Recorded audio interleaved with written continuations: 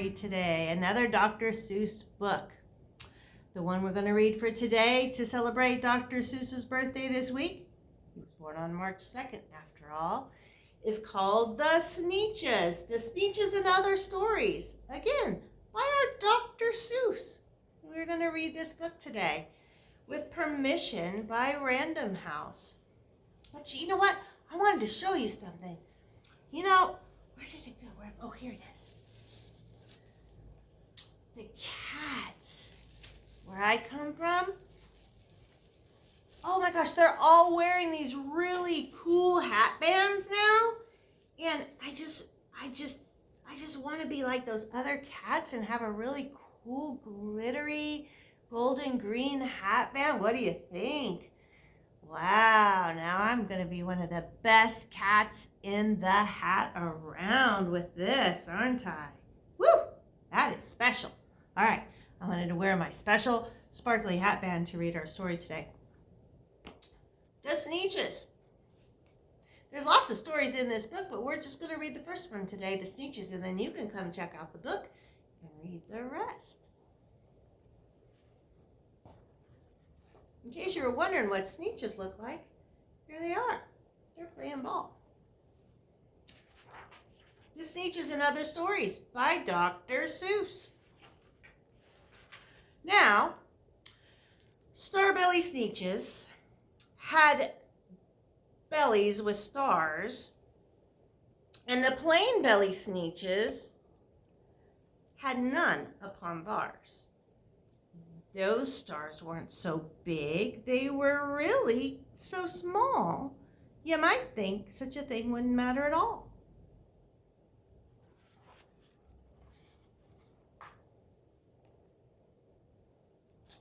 Just a little green star on the belly, see? Something so small.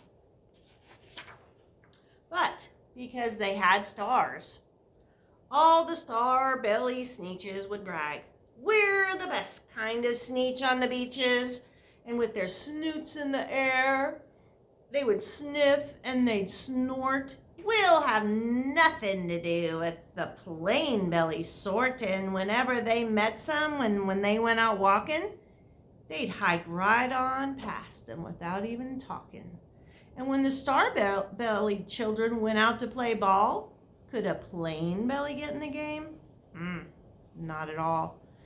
You only could play if your bellies had stars, and the plain belly children had none upon theirs.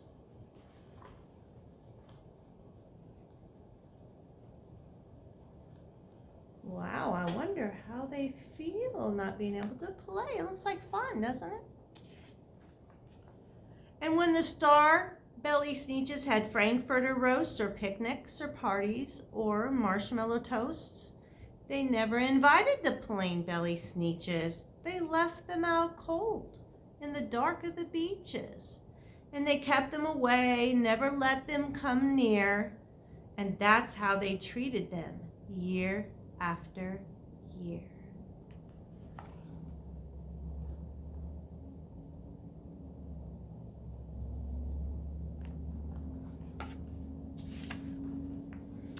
Then one day, it seems, while the plain belly Sneetches were moping and doping alone on the beaches, just sitting there wishing that their bellies had stars, a stranger zipped up in the strangest of cars. "My friends," he announced in a voice clear and keen, "my name is Sylvester McMonkey McBean, and I've heard of your troubles. I've heard you're unhappy. I can fix that. I'm the fix-it-up chappie. I've come here to help you. I have what you need, and my prices are low.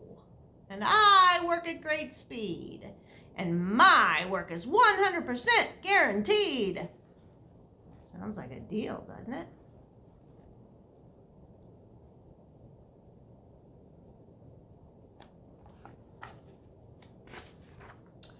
Then, quickly, Sylvester McMonkey McBean put together a very peculiar machine, and he said, "You want stars like a Starbelly Sneetch? My friends, you can have them for $3 each. Just pay me your money and hop right on board." And so they clambered inside, and then the big machine roared, and it clunked, and it bumped, and it jerked, and it burped, and it bopped them about. But that thing really worked. And when the plain belly Sneetches popped out, they had stars. They actually did. They had stars upon theirs.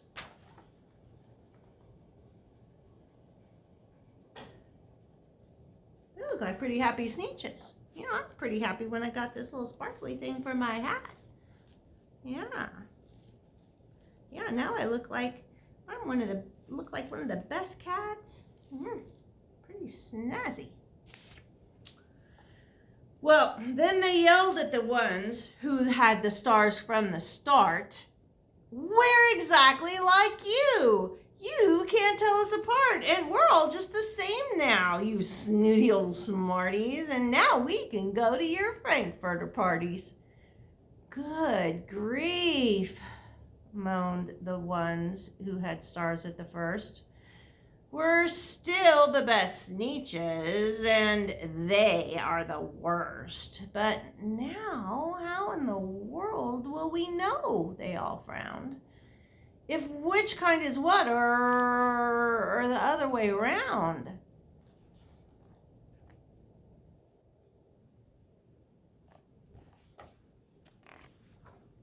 And then up came McBean with a very sly wink.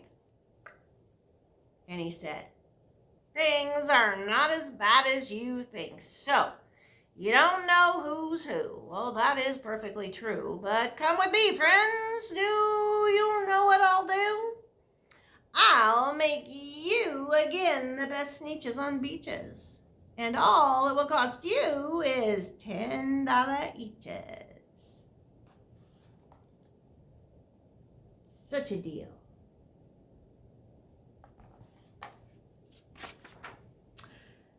"Belly stars are no longer in style," said McBean. "What you need is a trip through the star-off machine. This wondrous contraption will take off your stars so you won't look like Sneetches who have them on theirs." And that handy machine, working very precisely, removed all the stars from their tummies quite nicely.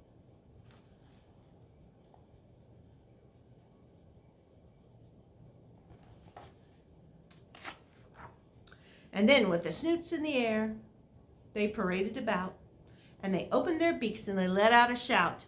"We know who is who, now there isn't a doubt. The best kind of Sneetches are Sneetches without."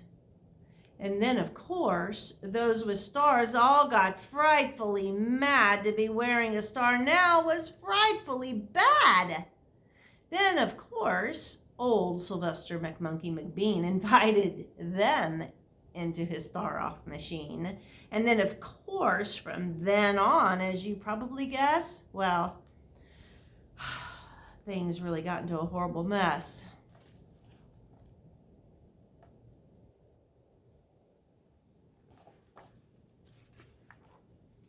All the rest of that day, on those wild screaming beaches, the fix-it-up chappie kept fixing up Sneetches. Off again, on again, in again, out again. Through the machines they raced round and about again, changing their stars every minute or two. They just kept paying money. They kept running through until neither the plane nor the Starbellies knew whether this one was that one, or that one was this one, or which one was what one, or what one was who.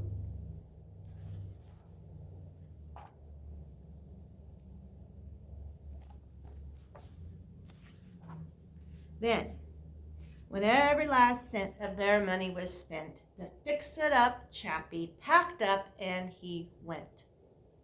And he laughed as he drove in his car up the beach.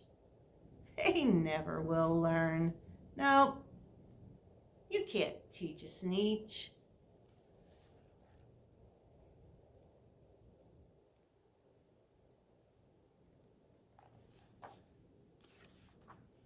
But McBean was quite wrong. I'm quite happy to say that the Sneetches got really quite smart on that day. The day they decided that Sneetches are Sneetches and no kind of Sneetch is the best on the beaches. And that day, all the Sneetches forgot about stars and whether they had one or not upon Mars. That's the end of the story about the Sneetches. So, Sneetches can learn. I guess that means we can learn too. I wonder if there's something to learn from that story. Let's see. Oh, wait a minute. Maybe. Maybe I don't need this after all. Thanks for listening. I hope you learned something from the story too. And we'll see you next time. Happy birthday, Dr. Seuss!